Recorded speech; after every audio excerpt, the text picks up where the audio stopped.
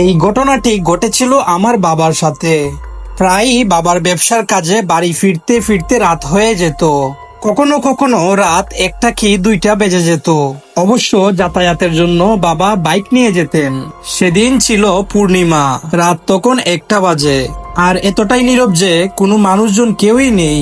বাবার বাইকের লাইট দিয়ে যতটুকু দেখা যাচ্ছে তাই আর কি। হঠাৎ বাবা সামনে দেখলেন বিরাট বড় একটা সাদা গরু দাঁড়িয়ে আছে।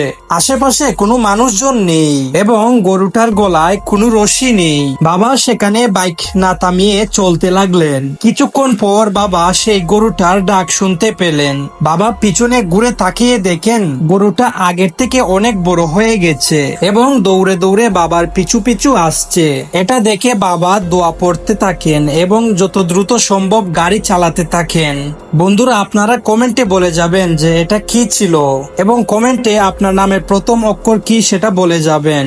যদি আপনার নামের অক্ষরের সাথে অন্যজনের নামের অক্ষর মিলে যায় তাহলে ফ্রেন্ডশিপ। এবং ভিডিওতে একটা লাইক দিয়ে সাবস্ক্রাইব করে দিবেন।